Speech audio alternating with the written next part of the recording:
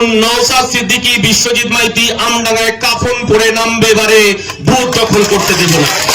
তৃণমূলের যারা দু পয়সার ফুটো মস্তান আছেন তারা কান খুলে শুনে রাখুন, আমি সেই ছেলে, এখনো পর্যন্ত একটা টুপি নওশাদ আর আমি ভাগ করে পড়ি, এখনো পর্যন্ত নওশাদ আমি একটা রুটি ভাগ করে খাই।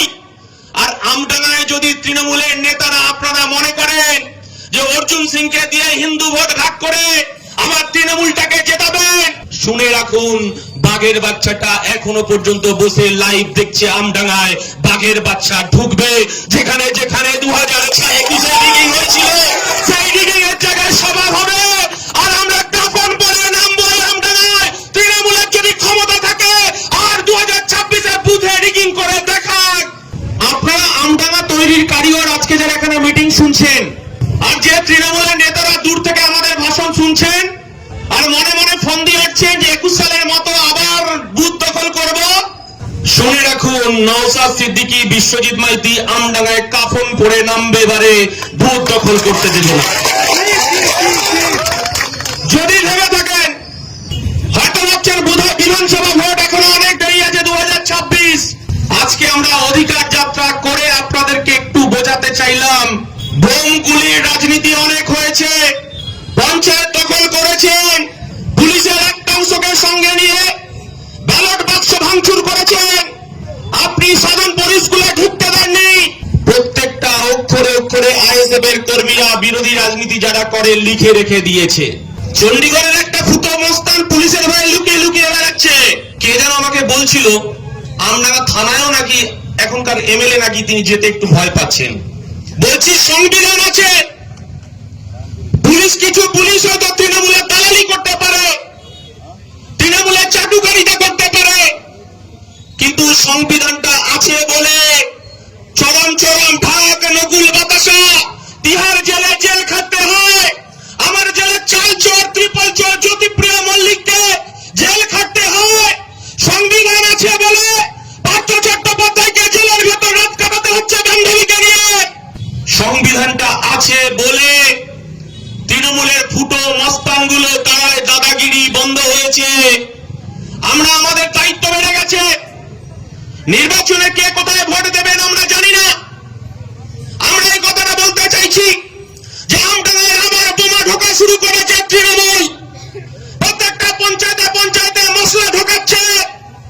আমরা শুধু এই কথাটা বলতে চাইছি, তৃণমূলের যারা দু পয়সার ফুটো মস্তান আছেন তারা কান খুলে শুনে রাখুন, আমারও 2 বছরের বাচ্চা আছে। যখন সে আমার 2 বছরের বাচ্চা তার মায়ের পেটে ছিল তখন জেল খাটছি আমি নওশাদ, 88 জন। রাকেশরা আমার কাছে ফোন করে বলছে দাদা আপনার ছেলেটা হয়তো বাঁচানো যাবে না, বৌদি ভেঙে পড়েছে অসুস্থ। আমার ছোট ভাই বাড়ি নেই, কলকাতার বাইরে, কোথাও ফোন নেই, আমি যোগাযোগ করতে পারছি না। রাত্রি 12টার সময় একজন পুলিশ তার ফোন আমাকে দিলেন, বললেন দাদা আপনি ফোন করুন। আমি যখন ফোন করলাম তখন আমি শুনতে পেলাম আমার স্ত্রী বলছে যে আমি বাইরেটা সামলাচ্ছি, আমি আমার বাচ্চার দায়িত্ব নিচ্ছি, তুমি জেলের ভেতরটা সামলাও। আমি সেই ছেলে, এখনো পর্যন্ত একটা টুপি নওশাদ আর আমি ভাগ করে পড়ি, এখনো পর্যন্ত নওশাদ আমি একটা রুটি ভাগ করে খাই।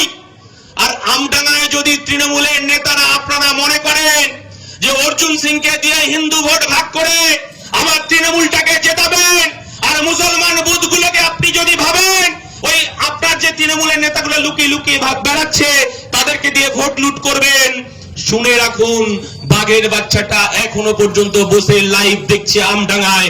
বাঘের বাচ্চা ঢুকবে যেখানে যেখানে 2021 রিগিং হয়েছিল, সেই রিগিং এর জায়গায় সভা হবে, আর আমরা কাফন পরে নামবো আমডাঙ্গায়। তৃণমূলের যদি ক্ষমতা থাকে আর 2026 বুথে রিগিং করে দেখাক, রক্ত দেব, আমডাঙ্গায় ভোট লুট হতে দেব না।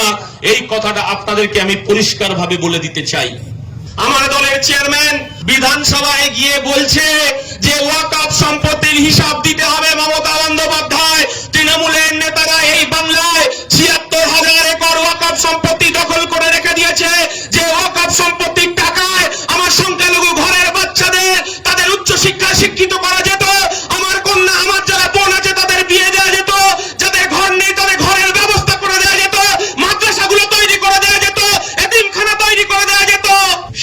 জননীত মমতা বন্দ্যোপাধ্যায় আমার নওশাদ সিদ্দিকীকে ভয় পায়, কারণ এই ছেলেটা বিধানসভায় গিয়ে বলছে যে মন্দিরের জমি দখল করছে তৃণমূল, এই মন্দিরের দেবোত্তর সম্পত্তি জমি দখল করা যাবে না, এগুলো হিন্দু ভাইদের হাতে তুলে দিতে হবে। এটা সম্প্রীতির বার্তা। আমি আপনাদেরকে বলছি, এই লড়াইটা, এই বাংলাকে বাঁচানো শেষ লড়াই।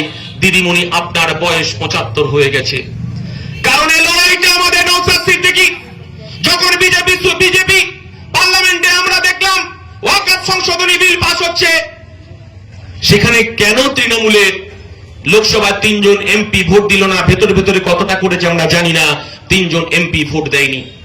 রাজ্যসভায় যখন বিল গেল, রাজ্যসভায় তৃণমূলের 2 জন এমপি ভোট দিল না।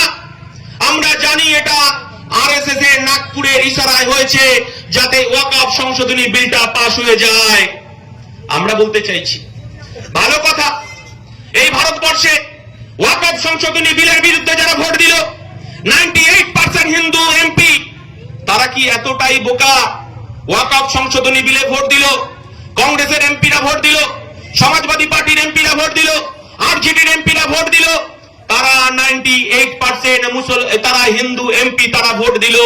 আর আমার দিদিমণি বলছে, যখন ওয়াকফ সংশোধনী বিল আটকানোর জন্য আমার ধর্মপ্রাণ মানুষ, ধর্মপ্রাণ সংখ্যালঘু মানুষ, তারা যখন রাস্তায় নেমে প্রতিবাদ করছে, মমতা ব্যানার্জি তিনি পুলিশকে লেলিয়ে দিলেন, এই আন্দোলন করা যাবে না, দিল্লিতে যেতে হবে আন্দোলন করতে গিয়ে। এই বাংলায় নতুন করে আবার আগুন জ্বালানোর চেষ্টা হচ্ছে। আমি শুধু স্মরণ করে দিতে চাই, এ বাংলা সম্প্রীতির বাংলা। এই বাংলায় আমরা হিন্দু মুসলমান একসঙ্গে পথ চলি, আমরা একসাথে এক চায়ের দোকানে বসে খাই, আমাদের দুর্গাপূজায় আমার বন্ধুরা আমার বাড়িতে যায়, আমরা মহরমে আমার বন্ধুদের সঙ্গে মহরম পালন করতে যাই, ঈদে আমরা তার বাড়িতে গিয়ে সিমুই খেতে যাই। এটা আমাদের কাছে ধর্ম। আমরা বলতে চাইছি যে কর্মসংস্থান চলে গেছে আমরা, কিন্তু আমরা দেখতে পাচ্ছি, আপনারা জানেন, এই সন্তোষপুরের বাইরে লিলি বিস্কুটের মতো একটা ফ্যাক্টরি আছে। তৃণমূল ওখানে সিন্ডিকেট তৈরি করে লিলি বিস্কুটের জমি বিক্রি করতে চাইছে। নওশাদ বলছে, দাদা, লিলি বিস্কুটের জমি বিক্রি করতে চাইছে তৃণমূলের নেতারা, সেটা আটকাতে হবে। কারণ আমডাঙ্গার বেকার যুবকেরা তারা পেটে গামছা বেঁধে তারা বিড়ি, সিগারেট, মদ, গাঁজা খাচ্ছে, আর এখানকার যারা তৃণমূলের নেতা আছে সেটাকে মদত দিচ্ছে। এই জিনিসটাকে বন্ধ করতে হবে। আমরা বলতে চাইছি যে নওশাদ সিদ্দিকী বলেছে, দাদা আমি সন্তোষপুরে আসবো, লিলি বিস্কুটের কারখানা বিক্রি করা যাবে না, সেখানে হাব হবে। আমার আমডাঙ্গায় যারা কম শিক্ষিত ভাইরা আছে তাদের জন্য জরি শিল্পের হাব হবে, কারখানা হবে, সেখানে আমার ভাইরা, আমার পরিবারের ছেলেরা কাজ করবে। সে তৃণমূল হতে পারে, সে বিজেপি হতে পারে, সে সিপিএম হতে পারে, সে আইএসএফ হতে পারে, কিন্তু তার পরিচয় সে একজন বেকার যুবক। এটা একমাত্র নওশাদ সিদ্দিকী বলতে পারে। আর আপনার পঞ্চায়েতের সভাপতি বলে যে রফিপুরে ত্রিপল দেওয়া হবে না, ওখান থেকে আইএসএফ জিতেছে, আইএসএফ এর জন্য ত্রিপল নয়, তৃণমূলের জন্য ত্রিপল। আপনি তো খুব ছোট পরিসরে পলিটিক্স করেন। আপনাদেরকে বলছি, যারা আমডাঙ্গা তৈরির কারিগর, আপনার ট্যাক্সের টাকায় ত্রিপলটা কেনা হয়, আপনার ট্যাক্সের টাকায় 1,10,000 টাকা দুর্গাপুজোয়, আমার দুর্গাপুজোয় দেওয়া হয়। আমি বলতে চাইছি, আমার দুর্গা খুশি হতো তখন তৃণমূলের নেতারা যে 100 দিনের কাজ চুরি করেছে, 100 দিনের কাজটা যদি চালু হতো, আমার দুর্গা খুশি হতো। 1,10,000 টাকা আমার পুজো কমিটিগুলো চায় না, মমতা ব্যানার্জি উপঢৌকন দিতে চাইছে। আপনাদেরকে বিচার ছুড়ে দিলাম। এটা সম্প্রীতির বাংলা, এই বাংলা রবীন্দ্রনাথের বাংলা, এই বাংলা নেতাজি সুভাষচন্দ্র বসুর বাংলা, এই বাংলা কাজী নজরুল ইসলামের বাংলা।